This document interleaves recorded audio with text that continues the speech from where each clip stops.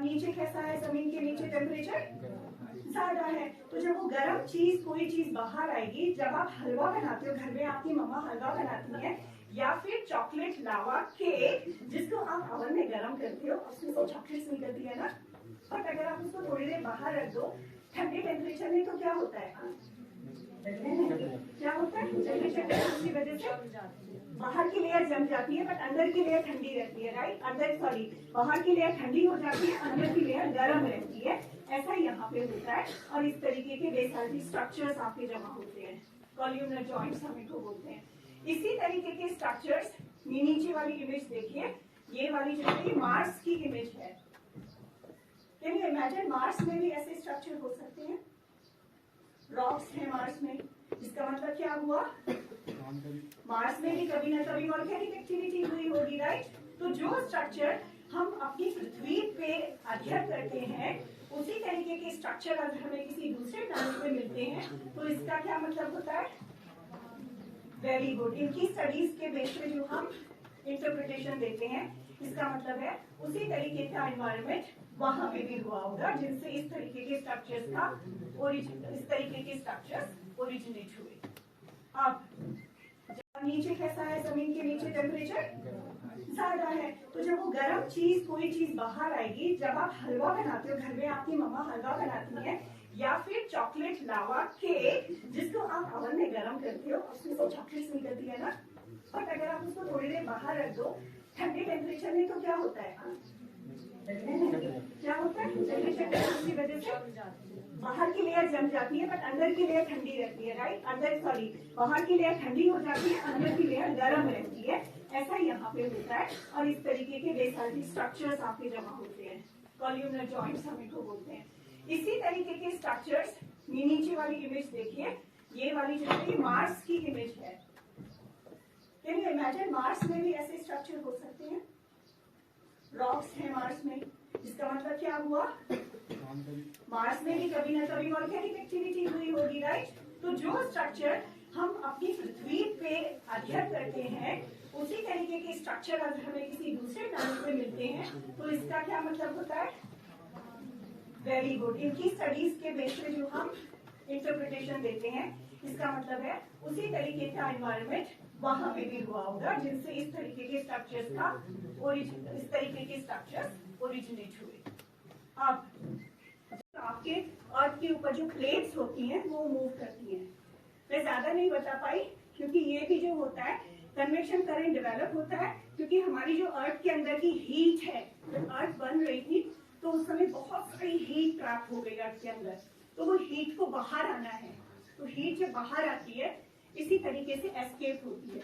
तो volcanic eruption हो रहा है, यहाँ पे देखिए, यहाँ पे वोल्केनिक इरप्शन की वजह से नए कॉन्टिनेंट का निर्माण होता है। आपको पता है एक सब कॉन्टिनेंट और बन रहा है अफ्रीका में, अफ्रीका टूट रहा है ना, ईस्टर्न पार्ट ऑफ अफ्रीका, तो हमारे ओशन में एक और सब कॉन्टिनेंट, छोटा सा आइलैंड आ जाएगा।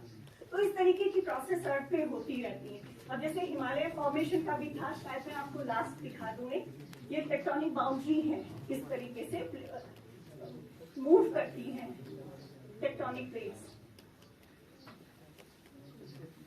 ये कॉन्टिनेंटल ड्रिफ्टिंग के एग्जांपल्स हैं कि कैसे पता चला कि कौन, ये देखिए, ये है आपके क्वेश्चन का आंसर, पेंजिया की थ्योरी, पेंजिया अंतर्धासा। तो ये सब कॉन्टिनेंट्स एक साथ में थे, फिर टूट के अलग दे रहे। हिमालय फॉर्मेशन हो रहा है यहाँ पे, हमारी इंडियन प्लेट ये देख रहे हैं ना, इंडियन प्लेट जो है वो नॉर्थ की ओर को मूव करके यूरेशियन प्लेट से टकराई, और बड़े से माउंटेन बेल्ट जो है, हिमालयन माउंटेन बेल्ट आपके बन गए। इसीलिए आपके पास में हिमालय में सबसे ज्यादा भूकंप आते हैं, क्योंकि अभी भी जो कोलिजन है वो स्टिल गोइंग ऑनगोइंग कोलिजन है। हमारी इंडियन प्लेट जो है यूरेशियन प्लेट के नीचे जा रही है, कभी कभी अटक जाती है, बहुत ज्यादा स्ट्रेस डेवलप हो जाता है, और इस स्ट्रेस को बाहर आना है, तो बाहर कैसे आएगा, in the form of earthquake. इसीलिए हमारे पास में इतने ज्यादा अर्थक्वेक्स आते हैं। Thank you. हेलो, जरा सुनिए। तो अभी 2 दिन के जो हमारे कार्यक्रम थे वो सभी लेक्चर यहाँ पर हो चुके हैं, और ज़्यादातर लेक्चर में आपको बहुत अच्छा लगा होगा, और कुछ में थोड़ा अलग अलग आपकी किसी की मैथ है, किसी की बायो है, और किसी का इंटरेस्ट भी किसी सब्जेक्ट में कम होता है या किसी में ज़्यादा होता है, तो उसके अनुसार भी कोई आपको किसी में अच्छा लगा होगा, किसी में नहीं लगा होगा। तो ये कार्यक्रम का जो मकसद था वो केवल आपको एक बड़ी दुनिया दिखानी थी। कोई ऐसा 2 दिन में आपको बहुत ज़्यादा ज्ञान देना, बहुत ज़्यादा आपके साथ नॉलेज शेयर करना नहीं था, केवल आपको थोड़ा एक बड़ी दुनिया दिखाए और आप अपने लिए इसमें एसेस करके जो 2 दिन का लगभग सभी जो सब्जेक्ट आपको यहाँ पर दिए गए उनमें से आप अपने लिए बेहतर कौन होगा ये थोड़ा चयन करें। इसीलिए 12th क्लास के बच्चे इसमें बुलाए जाते हैं इस कार्यक्रम में, क्योंकि अभी आप सबसे ज्यादा दुविधाजनक स्थिति में हैं। कल आप पीसीएम लेंगे तो उसी स्ट्रीम में आगे बढ़ना है, कल आप पीसीबी लेंगे तो उसी स्ट्रीम में आगे बढ़ना है, या आपको जियोलॉजी साथ में लेना है या कोई और सब्जेक्ट आपको साथ में लेना है। तो इस पर अभी और चर्चा हम करने वाले हैं। तो जो 2 दिन का हमारा ये कार्यक्रम रहा है, इस कार्यक्रम के बारे में हम बच्चों से चाहेंगे कि आप अपना फीडबैक दें 2-2 मिनट केवल, और वो भी वॉलंटियरी रहे, हाथ खड़ा करेंगे, हम ये माइक आपको सौंपेंगे। तो 2-2 मिनट और एक शांत होंगे, क्योंकि बच्चों को बहुत कम मंच मिला होता आगे आके बोलने का। तो उसमें अगर और बच्चे उनको सुनेंगे नहीं तो वो जो सोच के जाते हैं उसको भूल जाते हैं।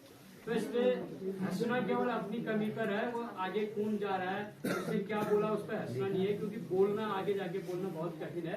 तो हम आप लोगों ने जो भी 2 दिन में सुना उसके बारे में क्या फीडबैक है आपका, और कोई संबोधन नहीं, कुछ नहीं, डायरेक्ट अपनी बात कहनी है आपने। तो स्टार्ट करें।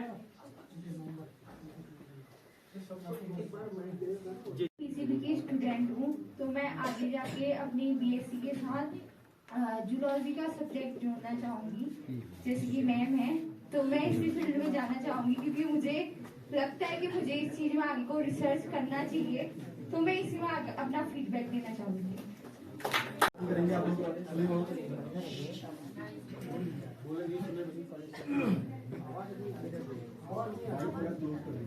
साइंस में बहुत लेनी चीज़ों को जानने की बहुत